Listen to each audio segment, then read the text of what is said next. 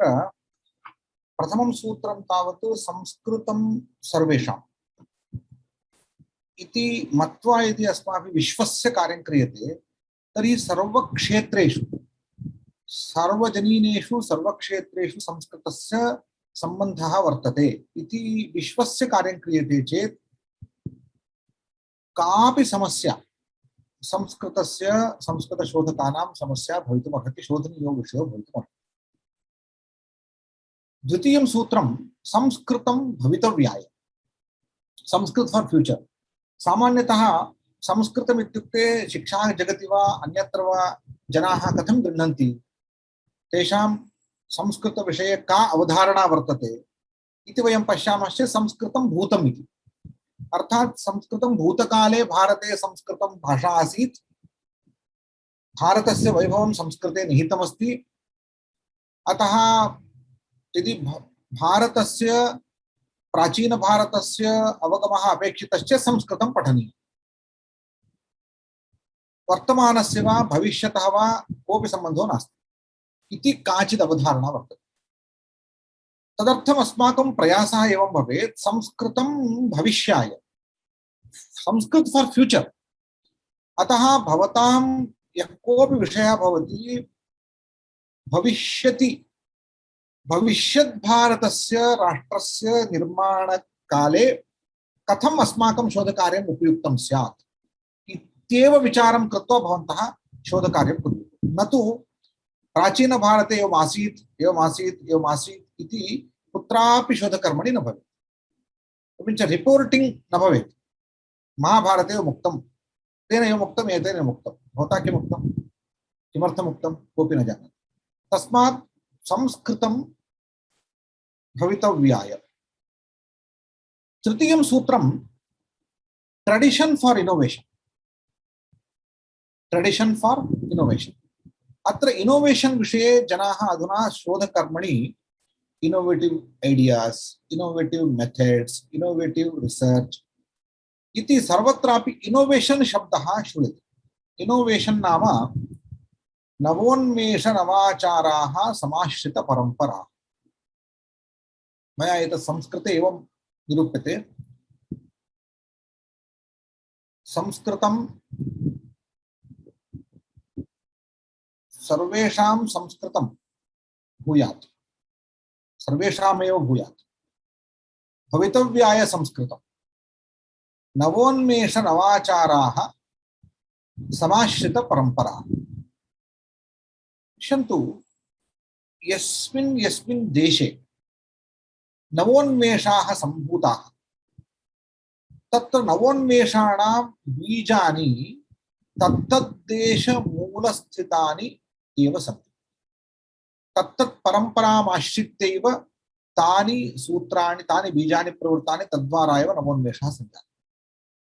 Japan, Germany, चैना इत्यादिषु राष्ट्रेषु यत् किमपि नूतनम् आविष्क्रियते तत् तत्तद्देश प्राचीन संप्रदायं परम्पराञ्च आश्रित्य नवोन्मेषाः भवन्ति इति भवन्तः ज्ञातुं शक्नुवन्ति। Even technological scientific innovations. किमर्थम् एतत् कथयामि? इनोवेशन इति तु अंकुरवत् भवति। यथा उद्भिद्यते, भूमि उद्भिद्य अंकुरं जायते, तद् नवोन्मेषः। यथा वृक्षेषु काण्डानि उद्भिद्य पल्लवाः जायन्ते, तथैव नवोन्मेषोऽपि बुद्धिनवोन्मेषाः जायन्ते, बुद्धौ नवोन्मेषाः जायन्ते। परन्तु बुद्धौ यदा नवोन्मेषाः जायन्ते, प्रतिभाया नवोन्मेषाः उत्पद्यन्ते, तत्र मूलं किं भवति इत्युक्ते तत्तत् परम्परामाश्रित्य यः चिन्तयति, यश्च स्वभाषासु चिन्तयति, यश्च स्वपरम्परामाश्रित्य यानि तत्त्वानि तदाश्रित्य चिन्तयति, तत्रैव नवोन्मेषः भवति। फ्रेंच देशे यत्किमपि साइंटिफिक, भवन्तः यदि पेरिस् नगरस्य यत् शिखरं पश्यन्ति चेत् तत्र बहूनां गणितज्ञानां तत्रत्यानां ज्येष्ठानां विज्ञानिनां च नामानि उल्लिखितानि सन्ति। तानि नामानि प्रायशः तानि सर्वाण्यपि 14th century 15th century 16th century एतन्मध्ये तेषां नामानि भवन्ति 17th 18th सेञ्चुरी पर्यन्तं सन्ति। ते फ्रेंच देशस्य मूल यत् प्राचीन परंपरा आसीत् तां परंपराम् आश्रित्य अध्ययनं कृतवन्तः, तत्रैव विज्ञानस्य मूलानि दृष्टवन्तः। अतएव अस्माकं राष्ट्रेपि इति नवोन्मेषः सम्पादनीयः।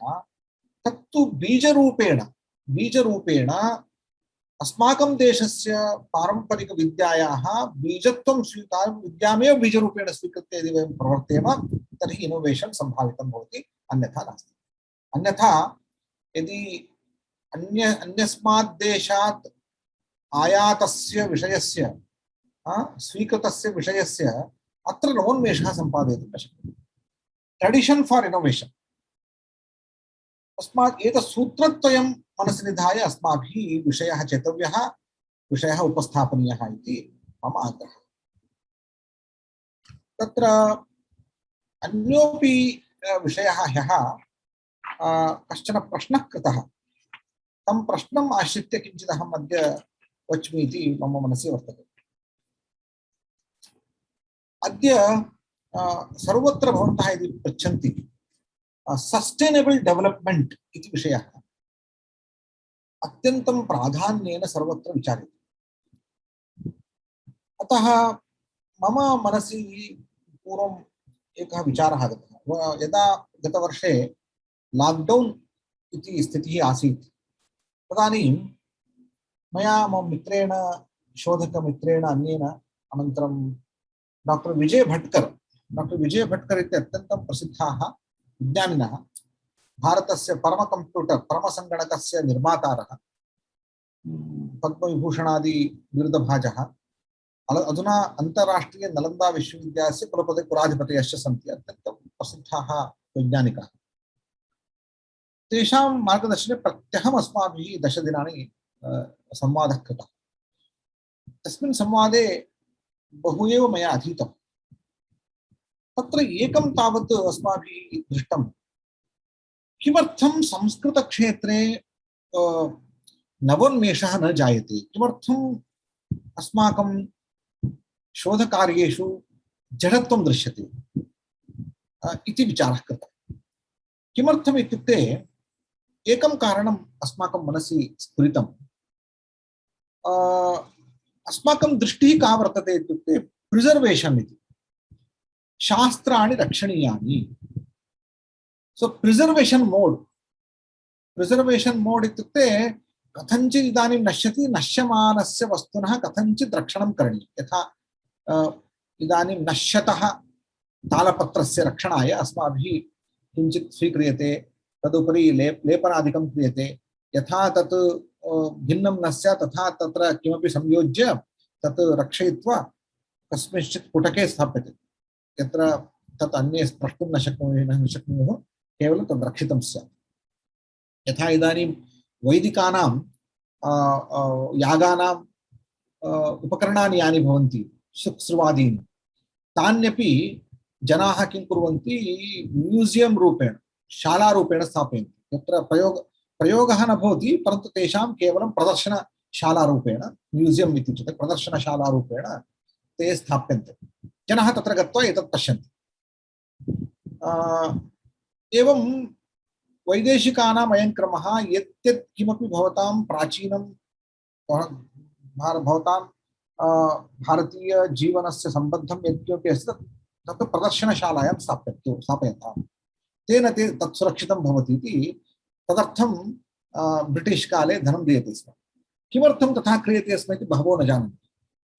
इतः परं यदि 200 वर्षाणि गच्छन्ति चेत् तदनन्तरम् अस्माकं मन्दिरे यानि पूजा प्रतिमाः भवन्ति तत्सर्वमपि भवन्तः मन्दिरं न कुर्वन्तु, तत्सर्वं प्रदर्शनशालायां स्थापयन्तु, तेन तत्सर्वं सुरक्षितं भवति। अन्यथा मन्दिरे यदि प्रतिमाः स्थाप्यन्ते ताः प्रतिमाः नष्टाः भवन्ति इति कृत्वा अस्माकं मन्दिरेषु विद्यमानाः प्रतिमाः सर्वं नीत्वा ते प्रदर्शनशालायां स्थापयन्ति। तदनन्तरं तत्सर्वं सुरक्षितं भवति इति वदन्ति। किम् अङ्गीकरणीयम् अस्माभिः? तस्य तात्पर्यं किमस्ति इत्युक्ते यत् प्रदर्शनशालां गच्छति तत् जीवनस्य सम्बद्धं न भवति, जीवनेन तस्य सम्बन्धः कोऽपि न भवति, अर्थात् तस्य लैफ् एव न भवति। जीवनसम्बद्धं यन्नास्ति इति करणीयं तत्सर्वं प्रदर्शनशालायां स्थापयन्ति, तदानीं तत्सर्वं जीवनसम्बद्धं न भवति। यथा प्राचीनयानानि अधुनापि अस्माकं तत्र तत्र ग्रामेषु प्राचीनशकटिकाः उपयुज्यन्ते, ताः शकटिकाः प्रदर्शनशालायां स्थाप्यन्ते, तत्परं कोऽपि तस्य उपयोगं न करोति। एवञ्च प्रदर्शनशालायाः निर्माणस्य उद्देश्यम् एतदेव, अस्माकं प्राचीनपरम्परायाः कोऽपि गन्धो न स्यात्, तत्सर्वं यथा मृतं स्यात् तथा करणीयं चेत् प्रदर्शनशालायां स्थापनीयम्। अस्माकं इदानीं मातृकागारेषु मातृकालयेषु मातृकाः संरक्षिताः सन्ति, अहं तत्सर्वं न करणीयम् इति न कथयामि, परन्तु तत्सर्वं कोऽपि न स्पृशेत्, कोऽपि न पठेत्, कोऽपि तत्सर्वम् एवं नियमाः कृताः, तान् नियमान् कृत्वा तत्सर्वं प्रदर्शनशालायां स्थापितः, मातृकालये स्थापितः। किमर्थम्? इदानीमपि ते एव नियमाः सर्वत्र अनुसृयन्ते। ब्रिटिश् जनैः ये नियमाः कृताः ते तान् नियमान् आश्रित्य अधुनापि अस्माकं मातृकाशालाः प्रदर्शनशालाः प्रवर्तन्ते। दौर्भाग्यं नाम तत्सर्वं यदि वयं न हस्तेन स्पृशामः, न पठामः, तर्हि तत्सर्वं नश्यति। जीवनात् दूरे गन्तव्यमित्येव तत्सर्वं तथा नियमान् कृत्वा ते सर्वे रक्षिताः। अतः प्रिजर्वेशन् पर्पस् इति यदस्ति तदिदानीं 70 वर्षानन्तरम् अस्माभिः परिवर्तनीयमेव अस्ति। अस्माकम् आग्रहः एषः अस्ति, 75 वर्षानन्तरं कियन्ति वर्षाणि एतानि सर्वाणि रक्षणीयानि, शिलावत् रक्षणीयानि। खण्डं यथा रक्षते, कोऽपि तस्य स्पर्शं न करोति, उपयोगं न करोति, तत् शिलाखण्डं भवति। तथा मातृकाः, तथा वैदिक उपकरणानि, तथैव अस्माकं विद्याः, ते सर्वे पृथक्कृत्य रक्षणीयः। अत एव संस्कृतविश्वविद्यालयः, संस्कृतमहाविद्यालयः पृथक्कृताः, महामार्गतः, महाशिक्षाव्यवस्थातः पृथक्कृत्य ते स्थापिताः। किमर्थं? तेषां संस्पर्शः आधुनिकानां न भवति। एनामेव परम्परां वैद्य वयम् अनुसरामः तर्हि का गतिः? अतः शोधकेषु मम निवेदनं, प्रिजर्वेशन् मोड्तः बहिरागच्छतु। एतत् अस्माभिः एतत् सर्वं दृष्टम्। इतः परं किं करणीयम् अस्माभिः इत्युक्ते, एतत् सर्वं मिशन् मोड् मध्ये आनेतव्यं। नो प्रिजर्वेशन् मोड्, अपि तु मिशन् मोड्। किं नाम मिशन् मोड्? मिशन् मोड् इत्युक्ते किमपि महत् कार्यं, महतीं योजनां मनसि निधाय अस्माभिः कार्यम् आरब्धव्यं। तदर्थं प्रयासः करणीयः। तदानीं शास्त्राणां प्रिजर्वेशन् स्वयमेव सिद्ध्यति। ये प्रिजर्वेशन स्वयं ही हो जाएगा। जैसे उदाहरण बताता हूं मैं, हमारा देश में एक बहुत बड़ी अकम्प्लिशमेंट, बहुत बड़ी साधना आजकल हुआ है, तो वो इसरो संस्था के द्वारा चंद्रयान या मंगलयान जो हुआ है, वह प्रायशः पूरे जगत में हमारी एक बहुत बड़ी उपलब्धि है। क्योंकि अत्यंत कम बजट में इतनी बड़ी यात्रा, इतनी बड़ी योजना को यशस्वी करने वाला देश भारत है। बड़े बड़े देश भी ऐसा कर नहीं पाए। ये हमारे लिए राष्ट्र का एक सम्मान का प्रोजेक्ट था। चंद्रयान जब हुआ, जब मंगलयान हुआ, तब हर एक भारतीय को लगा कि मेरा प्रोजेक्ट यशस्वी हो गया। हर एक भारत को स्वाभिमान बढ़ गया। क्योंकि ये जो मिशन है, 50 साल पहले हमारे विज्ञानियों ने ये भारत का मिशन है ऐसा प्रोजेक्ट किया। केवल कुछ विज्ञानियों का मिशन नहीं है, वो पूरे भारत का मिशन है। जब पूरे कोई भारत का मिशन होता है तो उसको उस प्रोजेक्ट में चाहे वो काम करे या न करे, मैं काम कर रहा हूं न कर रहा हूं, लेकिन मेरे उसमें ध्यान है, मेरे उसमें समर्थन है और मेरा कहीं ना कहीं मेरा संबंध है। उस प्रोजेक्ट के लिए मैं भी काम कर रहा हूं। तो पूरे भारत चंद्रयान और मंगलयान के लिए ज्ञात और अज्ञात रूप में काम किया है। कैसे बताता हूं।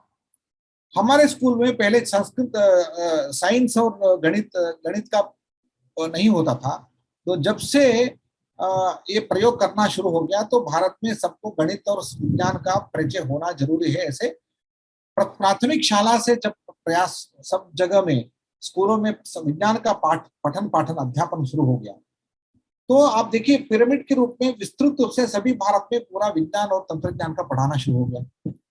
तब धीरे धीरे मैथमेटिक्स और विज्ञान का परिचय होने से करोड़ों लोगों, शिक्षित लोग यदि विज्ञान से, गणित से परिचित हो गए, उनमें से कुछ प्रतिभाशाली विज्ञानी बन गए। तो वही इसरो में जाकर वो बड़े चंद्रयान में सफल हो। तो चंद्रयान आज सफल हो गया, इसका कारण है भारत के छोटे छोटे स्कूलों में पढ़ाने वाले छोटे छोटे विज्ञान शिक्षक भी कारण है। ये कोई नहीं जान सकता, ये कोई सोचता भी नहीं। तो आज इतना बड़ा मिशन भारत का सक्सेस हो गया, इसका कारण पूरे प्राथमिक शालाओं में पढ़ाने वाले सारे शिक्षक हैं। उसके लिए जितने भी लोग काम कर रहे हैं वो सारे कारण हैं इसके। तो ये मिशन मोड, इसको बताते हैं मिशन मोड प्रोजेक्ट। तो उस मिशन में जैसे हमारी शिक्षा भी जुड़ी है, वैसे ही हमारे लिए एक मिशन चाहिए। संस्कृत जगत के लिए संस्कृत पढ़ना क्यों, संस्कृत पढ़ाना क्यों, संस्कृत में शोध करना क्यों, इसी बात पर कोई कोई किसी को स्पष्ट रूपता नहीं। तो मैं यदि यदि आपको कहूं, यदि आपको केवल पीएचडी धारणा करनी है तो आप बिल्कुल पीएचडी मत करिए। यदि आपको वस्तुतः मिशन मोड में काम करना है तो पीएचडी करिए। तो संस्कृत के लिए एक नया मोड आ गया है। राष्ट्रीय शिक्षा नीति के कारण से, अभिनव शिक्षा नीति के कारण से एक नया मोड जो आ गया है, उस मोड में संस्कृत को लेके आके खड़ा करना है। इंडियन नॉलेज सिस्टम्स को वहां संस्कृत के साथ खड़ा करना है। तो हम कुछ ही लोग कर सकते हैं। यदि हम नहीं कर पाएंगे तो हम आगे आने वाले पीढ़ियों को एक अन्याय कर रहे हैं, एक बहुत बड़ी अन्याय कर रहे हैं। केवल उपाधि धारण करने के लिए, मेरे स्वार्थ के लिए मैंने पूरे सिस्टम का उपयोग किया, मैंने कुछ कंट्रीब्यूशन नहीं किया, तो मुझे दुख होता है। तो हर एक व्यक्ति को आपको दुख होना चाहिए। यदि दुख नहीं होता है, या तो प्रेरणा होनी चाहिए या तो दुख होना चाहिए। दुख से भी प्रेरणा मिलती है, अपमान से प्रेरणा मिलती है। यदि आज हमें किसी को अपमानित अपमानित हो रहा है, तो अपमान हमें फील कर रहे हैं, तो बहुत बड़ी बात है, उससे प्रेरणा मिलती है। जैसे ध्रुव अपने माँ से अपमानित होकर वो भगवान के दर्शन किया। आज मैं संस्कृत के क्षेत्र में, मैं कम से कम अगले 10 सालों में अच्छे अच्छे प्रबंध को देखना है, तो एक नया संशोधन का, अनुसंधान का एक नया परिसर देखना है, तो मिशन मोड में हमें काम करना, प्रिजर्वेशन मोड में नहीं। इस मातृका को रक्षा करने हेतु मैं संपादन कर रहा हूं, एक गलत बात है। इस मातृका में जो ज्ञान निहित है वो हमारे लिए एक सस्टेनेबल डेवलपमेंट में, या तो एनवायरमेंट चेंज में, या तो हमारे होलिस्टिक हेल्थ में कहीं ना कहीं इसका उपयोग है। 4 हो सकते हैं मेरे लिए आज जो बहुत अनिवार्य रूप से हमें देखना है। तो एक सस्टेनेबल डेवलपमेंट, दूसरा होलिस्टिक हेल्थ, तीसरा एनवायरमेंट चेंज, और चौथा है शिक्षा, भारतीय शिक्षा। ये 4 क्षेत्रों में यदि आपके जो भी अनुसंधान है इन चारों क्षेत्रों में नहीं जुड़ता है तो बेटर उसको छोड़ दीजिए। यदि उसमें से किसी से संबंध रखता है तो अवश्य करिए उसको, चाहे वो छोटा हो, छोटी मात्रका हो, चाहे वो छोटा विषय हो, चाहे ज्योतिष हो, चाहे वास्तु हो। आपके 4 विषयों में देखना है यदि मेरा विषय इनमें से कोई रिलेशन है क्या। सस्टेनेबल डेवलपमेंट कोई इसमें आप लिख सकते हैं, उसको लिखिए। सस्टेनेबल डेवलपमेंट जो बताते हैं सस्टेनेबल अभ्युदय, अभ्युदय के लिए काम कर रहे हैं, तो सस्टेनेबल डेवलपमेंट है। मेरे नाम, मेरे संस्कृत में यदि लिखना है तो ये क्या बोलते हैं इसको, अविनाश विकास वगैरह मत लिखिए आप। अभ्युदय शब्द से जो हमारे प्राचीन भारत में उसका प्रस्तुत है वो अभ्युदय सस्टेनेबल डेवलपमेंट है, नंबर 1। नंबर 2 एनवायरमेंट चेंज, जो जागतिक पर्यावरण का परिवर्तन हो रहा है। अब हम उसका परिणाम सभी जगह में देख रहे हैं। एक जगह में आग है, दूसरी जगह में हिम है, तीसरी जगह में वात प्रकोप है, चौथे जगह में पूरे जल प्रकोप है। तो इन प्रकोपों, प्रकृति प्रकोपों से दूर रहना है तो हमें इसमें बात करनी होगी, इसमें हमारी धारणाओं को बताना होगा। Environment change, holistic health.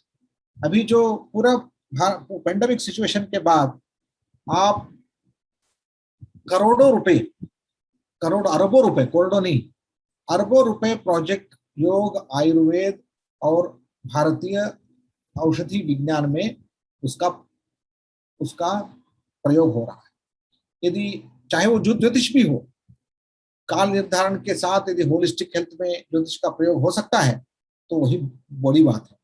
तो होलिस्टिक हेल्थ। चौथा जो है शिक्षा। मतलब भारत में अभी अभिनव शिक्षा के बारे में जब भारतीय शिक्षा के बारे में जब बात हो रही है, शिक्षा के क्षेत्र में आप कुछ भी करिए भारतीयता को लेकर, वो बहुत बड़ी बात है। तस्मात् एतादृशं क्षेत्रचतुष्टयं मिशन रूपेण स्वीकृत्य तत्र सर्वं योजयामश्चेत्, होलिस्टिक हेल्थ में साइकोलॉजी आएगा, वेदांत आएगा, दर्शन आएंगे, सभी आएंगे। एतादृशं किमपि वयं कुर्मश्चेदेव अस्माकं शास्त्राणि रक्षितानि भवन्ति, अस्माकं शास्त्राणां नूतनं रूपं लभ्यते, अन्यथा न। कथं व्याकरणं तत्र योजनीयं भवन्तः चिन्तयन्तु, कथं तत्र अस्माकं वेदान्तशास्त्रं वा साहित्यशास्त्रं वा योजनीयं, तद् भवतां विषयः, मम विषयो नास्ति। तद्विषये यदि पृथक् विचारं कुर्मः, कथम् एकैकः विषयः अपि एतेषु क्षेत्रचतुष्टयेषु सङ्गतं भवति इत्यत्र अहं पृथगेव तद्विषये व्याख्यानं करिष्यामि। एवञ्च अभ्युदयं निश्चयसश्चेत्, अभ्युदयं निश्चयसः, यदि निश्चयसं मोक्षः इत्युक्ते एन्वायरमेंट प्रकृतिविकोपात् मोक्षः, तदर्थं मोक्षार्थं न तु एतत् वेदान्तमोक्षार्थं कार्यं न करणीयं, प्रकृतिविकोपात् मोक्षः कथम् इति तद्विषये कार्यं करणीयम्।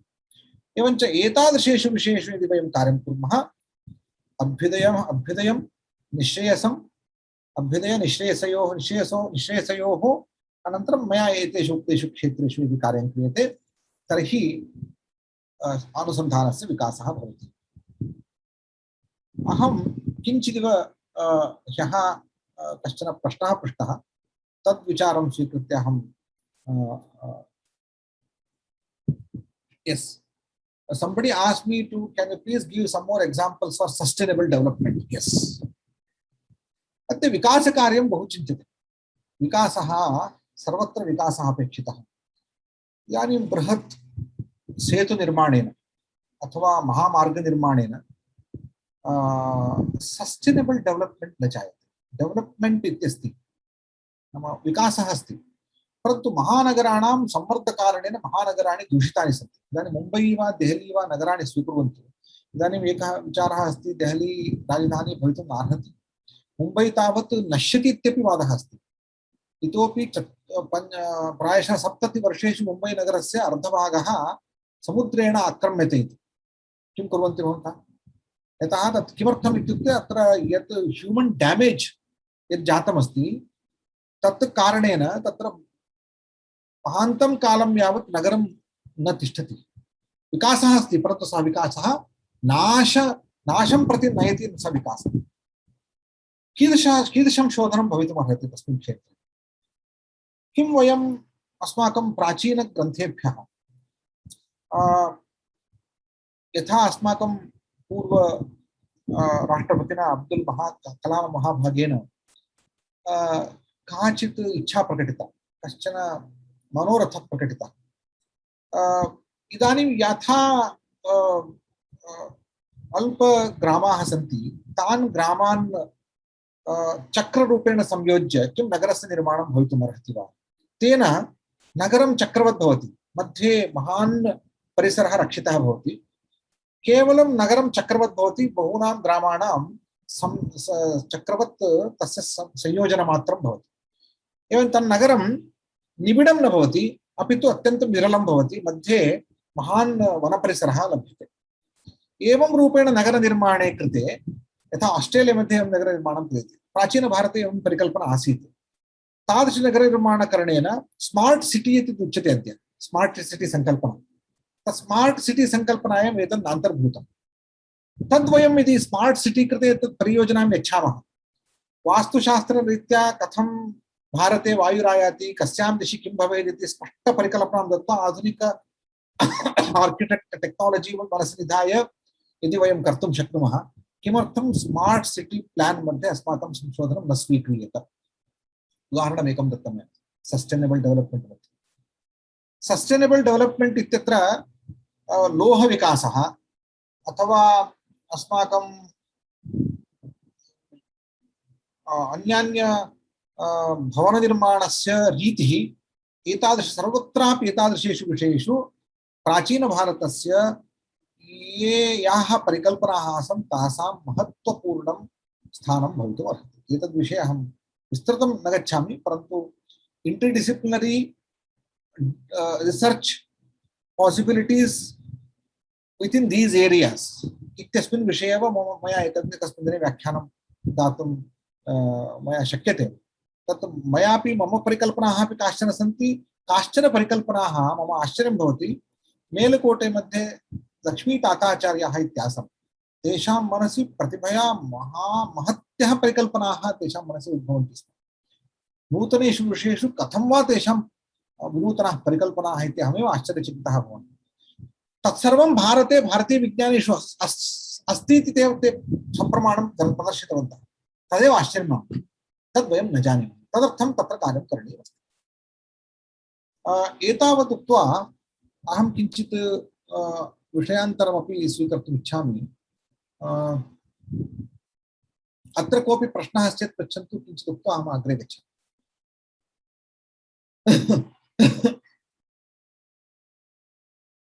नास्ति इति मन्ये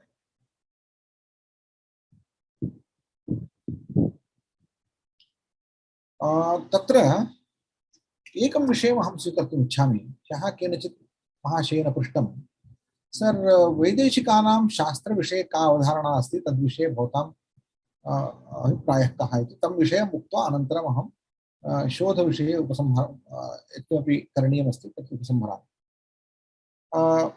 शेल्डन् पोलाक् महाशयेन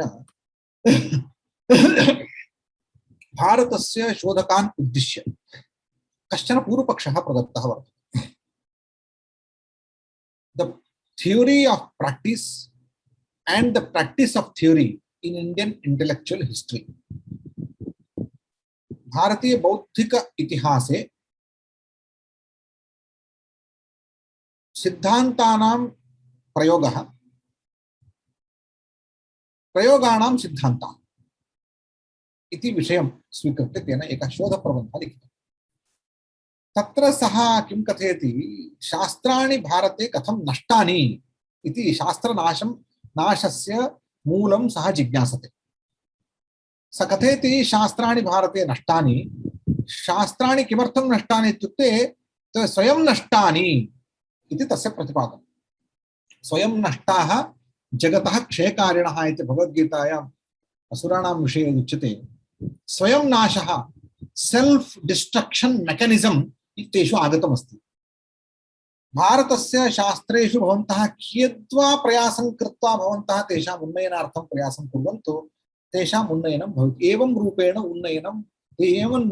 रूपेण उज्जीवनं तेषां न शक्यम् इति तेन काश्चन युक्तयः दत्ताः किमर्थम् इत्युक्ते तेषु शास्त्रेषु स्वनाश उपायाः तत्र अन्तर्निहिताः सन्ति self destruction mechanism is internalized in the system अन्यथा भवन्तः यथा तत् विकासं प्राप्नोति तथा तथा स्वस्य नाशमपि करोति तत्र उदाहरणानि दत्तानि एकां युक्तिं स्वीकृत्य दर्शयामि अनन्तरं वस्तुतः तेन उक्ताः युक्तयः अपि केचन अवश्यं ग्राह्याः सन्ति तत्र अस्माभिः उपायाश्च करणीयाः परन्तु सर्वं तेन उक्तं तेन चतुरस्रं सर्वम् उक्तं तस्य चतुरस्रम् इति कृत्वा अस्माभिः न ग्राह्यम् किमर्थम् इत्युक्ते अस्माकं शास्त्राणां प्रकृतिः तादृशी नास्ति ते स्वयं नाशक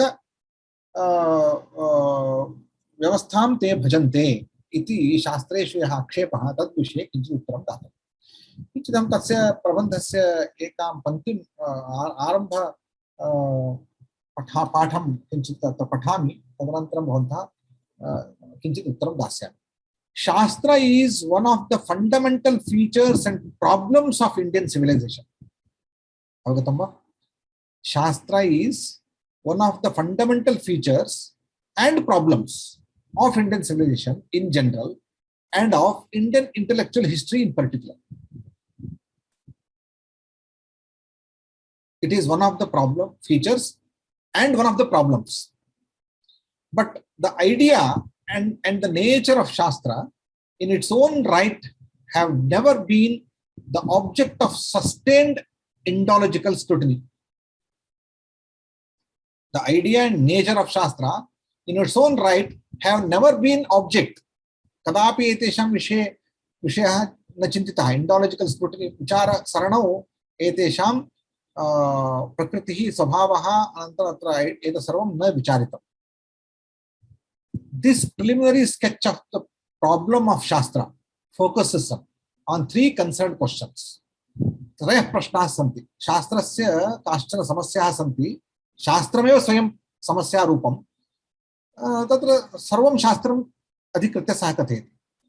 व्याकरणशास्त्रं, न्यायशास्त्रं, ज्योतिषशास्त्रम् एतत् बहु प्रसिद्धं प्रबन्धरत्नमस्ति. प्रपञ्चे स्वीकृतं. वयं कियद्वा शास्त्राणि शास्त्राणाम् अध्ययनं कुर्मः. एतत् सर्वं बहु प्रचारे अस्ति. This preliminary, how does the tradition view the relationship of a given Shastra to its subject?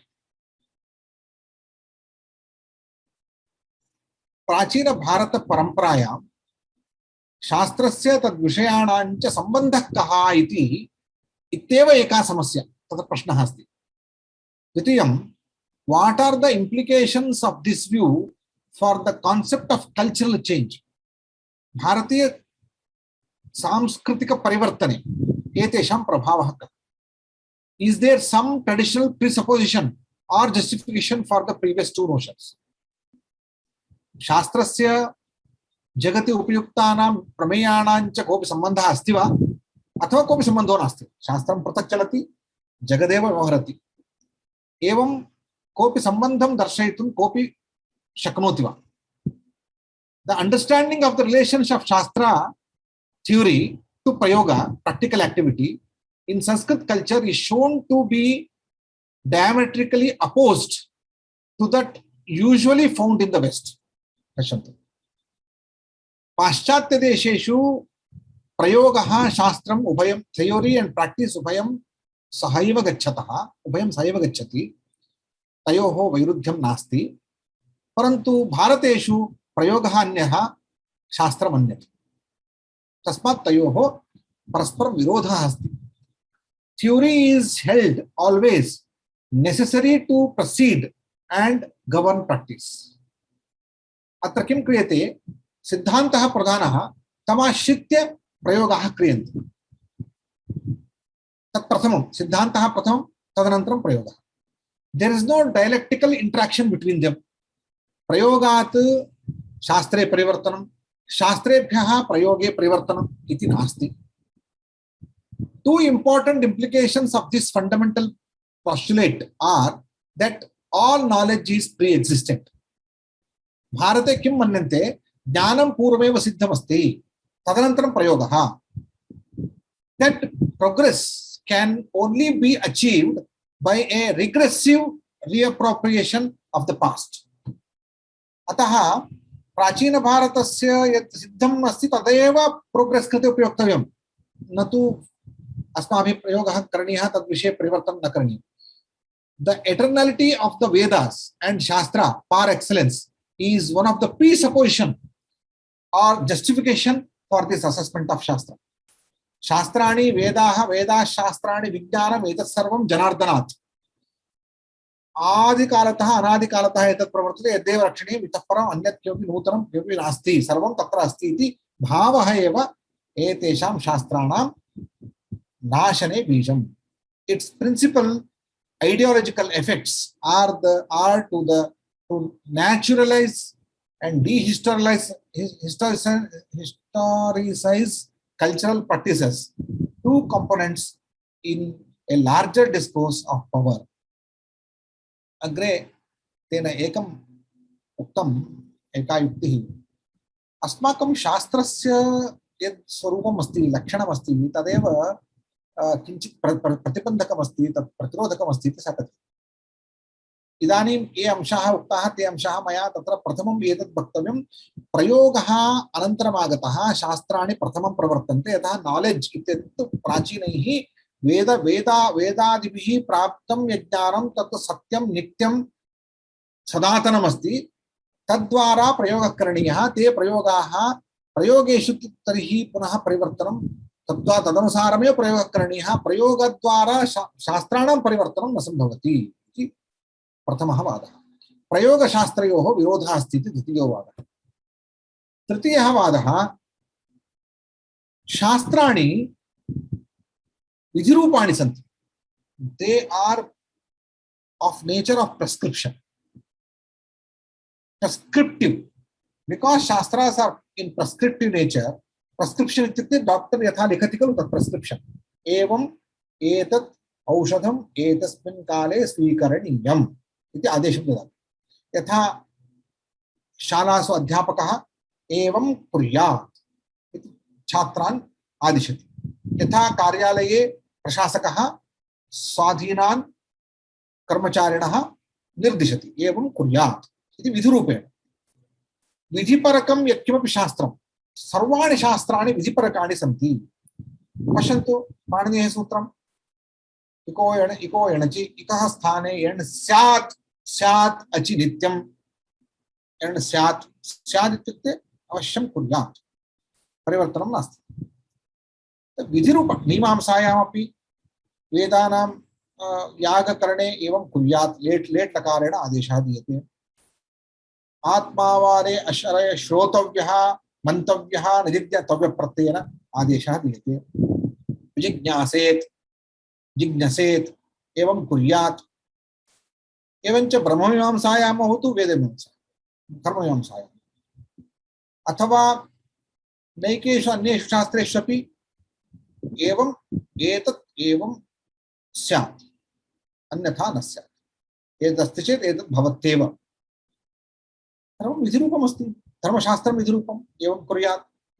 स्वर्गकामः यजेत, तदनन्तरम् एतत् कामः एवं कुर्यात्, एवं धर्मशास्त्रं विधिरूपम्। आयुर्वेदशास्त्रं विधिरूपम्। किं शास्त्रं? मीमांसाशास्त्रं विधिरूपम्, व्याकरणशास्त्रं विधिरूपम्, भरतनाट्यशास्त्रं विधिरूपम्। एवमेव करणीयम्, एवमेव हस्तः करणीयः, एवमेव पादौ करणीयौ, सर्वत्र विधयः सन्ति। एवञ्च यदि शास्त्राणि विधिरूपाणि सन्ति, किमर्थम् इत्युक्ते शास्त्रं नाम शास्ति इति शास्त्रम्। शासनात् शास्त्रम् इत्युच्यते। शासनात् शास्त्रं चेत् शासनं क्रियते, विधिः क्रियते। यत् शास्ति तत् शास्त्रम्। तर्हि विधिरूपत्वमेव शास्त्रस्य नाशकम्। यतः विधिरूपं यत्किमपि अस्ति चेत् जनाः न स्वीकुर्वन्ति। ते प्रयोगं कृत्वा पश्यन्ति, सत्यं चेत् स्वीकुर्वन्ति, असत्यं चेत् न स्वीकुर्वन्ति। एतत् ह्यूमन् नेचर्, मानवस्वभावः। तस्मात् शास्त्रेषु यतः गृहेऽपि अधुना सम्प्रदायेषु प्रातरुत्तिष्ठेत् इति कथनेन जनानां मनसि क्लेशो जायते। प्रातः न उत्तिष्ठन्ति। यदि पश्यन्तु भवन्तः प्रातः 7 अथवा 6 वा काचित् क्रीडा अस्ति चेत् स्वयम् उत्तिष्ठन्ति, स्वयमेव उत्तिष्ठन्ति। यदि कक्षा दूरं परीक्षार्थं गन्तव्यं, विमानयानं विदेशं प्रति गन्तुं विमानयानं स्वीकर्तव्यं चेत् प्रातः 4 उत्तिष्ठन्ति। परन्तु स्वस्थकामः प्रातः उत्तिष्ठति इति कथयन्ति चेत् कोऽपि न उत्तिष्ठति। तस्मात् विधिरूपत्वादेव उपादेयता न भवति। शास्त्राणाम् उपादेयत्वभङ्गः किमर्थं जातः इत्युक्ते तेषां विधिरूपत्वात्। अतः this is another problem of शास्त्रस्।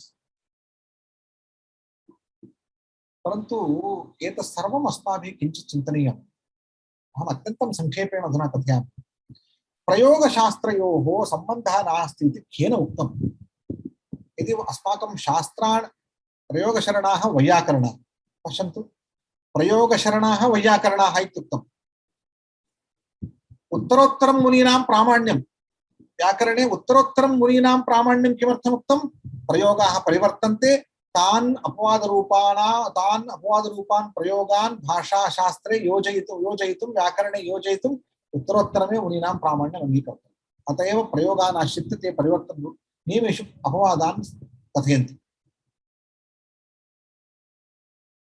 एवं नैके शास्त्रेषु एकम् उदाहरणं दर्शितं मया। संगीत नाट्यादि शास्त्रेषु प्रयोगं कृत्वा प्रयोगाश्रयेण निर्देशकेन यथायथं काले काले एतादृश विषयेषु किम् उचितं भाति तदेव औचित्यं सम्पादयति, तेनैव रसः इत्युक्तम्।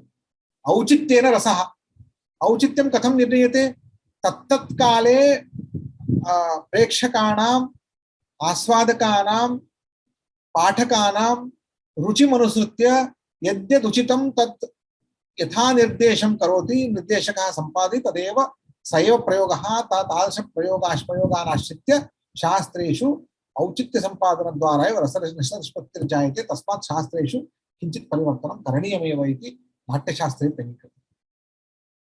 पाकशास्त्रे तु वक्तव्यमेव नास्ति। किम् एवमेव निर्दिश्यते चेत् पाकः भवति वा? सर्वेषां पाकः भिन्नः भवति, अतएव रुचिकरो भवति।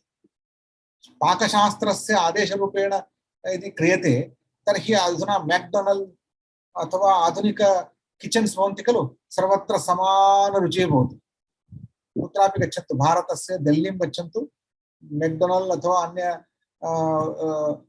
पिज़्ज़ा हट् इत्यस्य समानरुचिर्भवति। किमर्थम् इत्युक्ते तेषां स्टाण्डर्ड् प्रोसीजर्, व्यक्तिविशेषस्य कोऽपि तत्र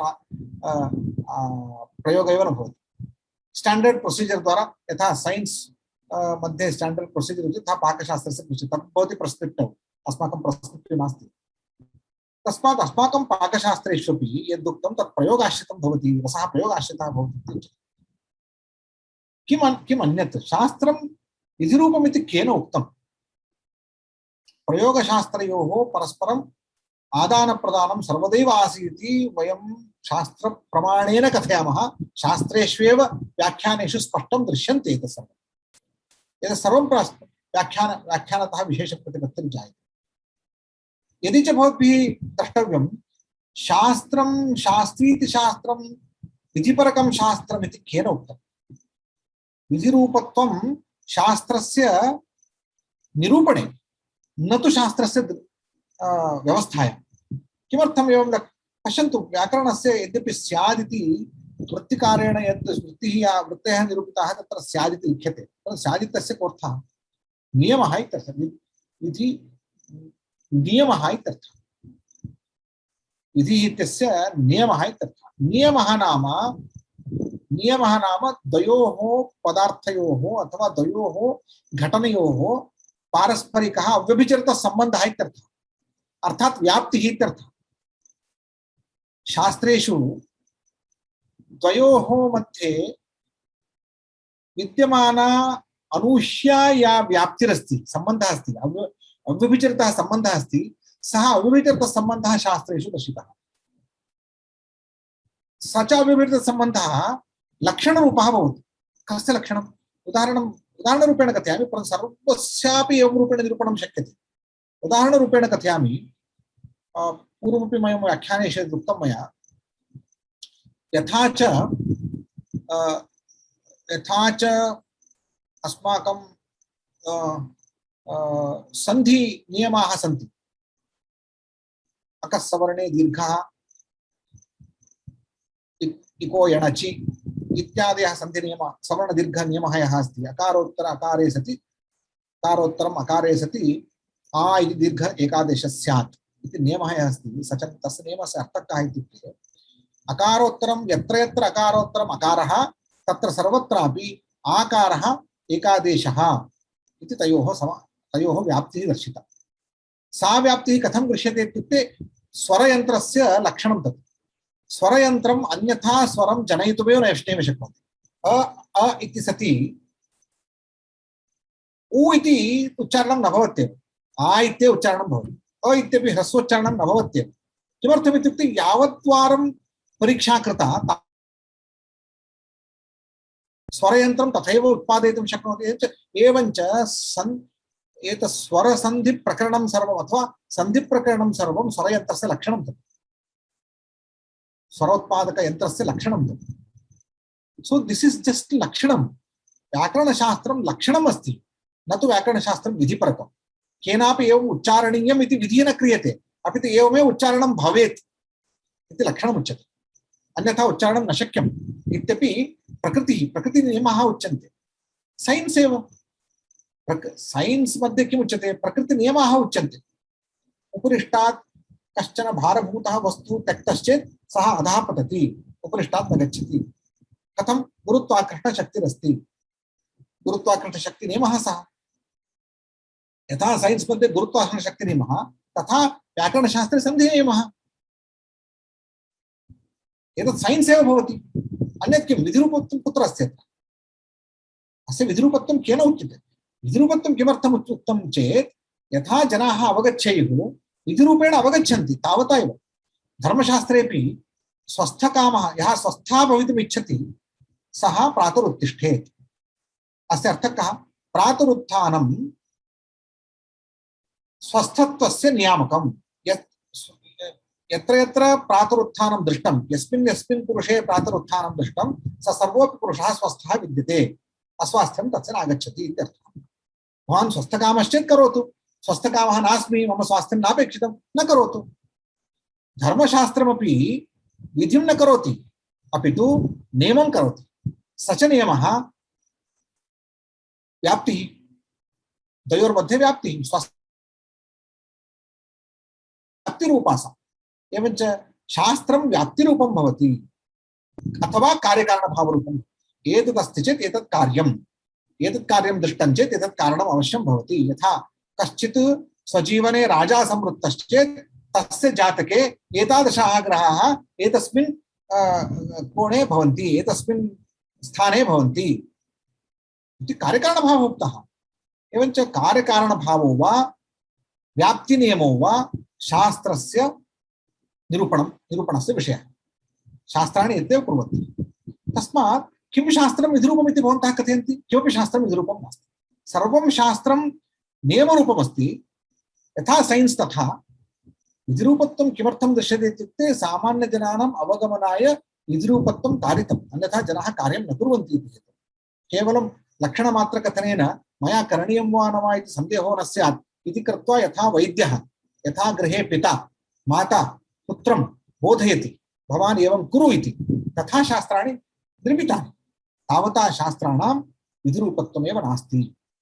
तर्हि विधिरूपत्वात् शास्त्राणां विकासो नास्ति इति यत् तेन प्रतिपादितं, शास्त्रे विकासः किमर्थं नास्ति इत्युक्ते विधिरूपत्वात्। तत् प्रेस्क्रिप्शन् अस्ति, डिस्क्रिप्शन् नास्ति। शास्त्राणि डिस्क्रिप्शन् पराणि सन्ति, लक्षणपराणि सन्ति, अतः तत्र विकासः अपि भवितुमर्हति। परन्तु अस्माभिः विकासः किमर्थं न कृतः? अस्माभिः लक्षणानि परित्यक्तानि। नूतन जीवन व्यवस्थायां विद्यमानानां पदार्थानां पदार्थसङ्घातानां च लक्षणानि वयं शास्त्रदृष्ट्या वयं कुर्मः, शास्त्रदृष्टिं सम्पाद्य वयं कुर्मः, तर्हि नूतनलक्षणानि निरूपितानि भवन्ति। तानि लक्षणानि भवतां प्रबन्धस्य विषयाः भवन्ति, तानि सर्वाण्यपि नूतनशास्त्राणि भवन्ति। एवं रूपेण मम आग्रहः, यदि 50-100 जनाः सन्ति, तत्र 5 जनाः वा अत्र यशस्विनः भवन्ति चेत् अस्माकं शास्त्राणि रक्षितानि। तस्मात् कृपया भवन्तः शास्त्राणां विधिरूपत्वं नास्ति इति मत्वा लक्षणपूर्वकत्वं स्वीकृत्य तेषु विकासः अस्ति इति च विभाव्य कार्यं भवद्भिः करणीयं। तदर्थम् अत्र वैदेशिकानां यः एषः वामविचारः स च वामविचारः अस्माकं न केवलम् अस्माकं शिक्षणपरिसरे सर्वत्रापि वामविचारः प्रवर्तितः। अस्माकम् अत्यन्तम् अंधश्रद्धयापि वामविचाराः अत्र प्रवृत्ताः सन्ति। अंधश्रद्धया शास्त्रेषु सर्वमस्ति इति कृत्वा यत्किमपि क्लोनिंग शास्त्रे अस्ति इति प्रदर्शनमात्रेण किमपि न भवति। इतः परं 300 यत् सैन्स् मध्ये परिवर्तनं भवति, तत्र वयं किमपि नूतनं वक्तुं शक्नुमश्चेत् अस्माकं शास्त्रस्य महत्त्वं वर्तते। न तु कृते कर्मणि मयापि कृतम् एतत् इति कथनमात्रेण शास्त्रं न वर्तते।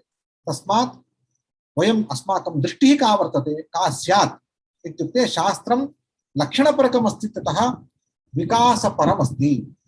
अतः भविष्यम् एतेन निर्मातुं शक्यते, न केवलं संस्कृतस्य अपि तु जगतः भारतस्य भविष्यं निर्मातुं शक्यम् अभ्युदय निःश्रेयसयोः संस्कृतस्य प्रयोगः इत्येव मनसि निधाय यदि भवन्तः कार्यं कुर्वन्ति, भवत्सु यतः एतत् एवरेस्ट् शिखरस्य आरोहणमिव, यदि वयं 100 जनाः मिलित्वा गच्छामः तर्हि एको वा द्वौ वा तत् शिखरं प्राप्नुतः, तावता अस्माकमपि यशस्विता एव।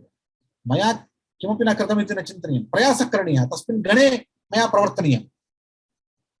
मयापि तत्र शिखरस्य अन्तिमभागः स्पृश्यते इति नास्ति, अहमपि गच्छन् अस्मि, परन्तु गणे गमनकाले अन्ततो गत्वा एकः वा द्वौ वा भवादृशाः अत्र उपविष्टाः, अहं तु अस्मिन् मार्गे अस्मि, अहं तु एवरेस्ट् शिखरस्य शिखरं न प्राप्नोमि, अहं जानामि। ललितकुमार त्रिपाठी महाभागाः अपि मार्गे स्थित्वा ते सर्वेषां कृते गन्त्रीणां कृते ते पानीयादिकं यच्छन्ति, अतः तेपि अवश्यमेव एवरेस्ट् शिखरं न गच्छन्ति। भवन्तु एवरेस्ट् शिखरं प्राप्तुं भवन्तः समर्थाः, भवन्तः अपि यदि न गन्तुं मनः न कुर्वन्ति तर्हि कोऽपि अन्यः नास्ति। तस्मात् अस्मादृशाः गणे स्मः, भवन्तः अग्रेसराः भवन्तु, एवरेस्ट् शिखरं प्राप्नुवन्तु, तत्र गत्वा भारतस्य यथा ध्वजः संस्कृतस्य ध्वजं तत्र स्थापयन्तु, तेन शोधकर्मणि कश्चन विकासः अभ्युदयनिःश्रेयसौ प्राप्येरन् इत्येव आशास्य अत्र मया बहुक्तं, तथापि किमपि नूतनं नोक्तं। भवतां यत्किमपि अनेन ईषत् उपकारः स्यात् तेन अहं धन्यः इति आत्मनः धन्यतां विभावयन् विरमामि, नमस्करोमि। प्रश्नाः सन्ति चेत् प्रष्टुमर्हन्ति, अन्यथापि अग्रिमे काले यदा यदा भवतां मनसि केऽपि प्रश्नाः भवितुमर्हन्ति तत्र अयमस्ति जनः भवतां सन्निधाने इत्युक्त्वा विरमामि।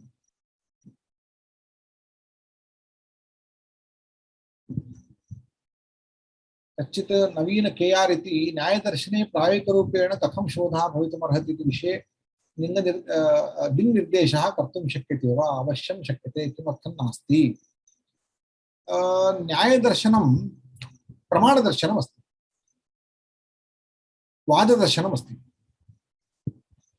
अस्माभिः इदमिदानीम् एकः प्रयोगः कृतः। अधुना भारतस्य न्यायालयेषु यः वादक्रमः अस्ति तस्मिन् वादक्रमे केचन गुणाः अपि सन्ति, दोषाः अपि सन्ति। वस्तुतः तत्र जयविजयौ जयपराजयौ विषयस्य गुणावगुणाभ्यां न भवति, अपि तु वादस्य गुणावगुणाभ्यां भवति। भवन्तः मनसि कुर्वन्तु, कोऽपि सम्यक् वादं करोति सः जयं प्राप्नोति। अतएव कः वकीलः इति पृच्छन्ति, कः वकीलः इति, कः अड्वोकेट् अस्ति भवताम् इति पृच्छन्ति। अड्वोकेट् यदि सम्यक् वादपरिणतः तर्हि जयं प्राप्नोति, विषयस्य गौणता एव। तस्मात् प्राचीनभारतस्य वादपद्धतिम् आश्रित्य किमपि आधुनिकेषु अड्वोकेट् जनेषु एवं वादक्रमः सम्भाव्यते इति परिष्कृत्य दातुं शक्यते वा? अस्माभिः कश्चन प्रयोगः कृतः, एकं सर्टिफिकेट् प्रोग्राम् निर्मितमस्ति, यत्र शास्त्रिक आर्ग्युमेंट सर्टिफिकेट प्रोग्राम इन शास्त्रिक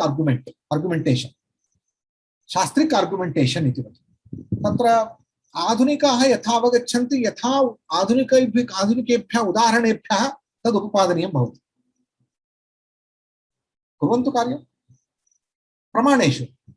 प्रमाणेषु किं चर्वितचर्वणमस्ति, प्रमाणेषु किमपि करणीयं नास्ति इति भवन्तः चिन्तयन्ति, परन्तु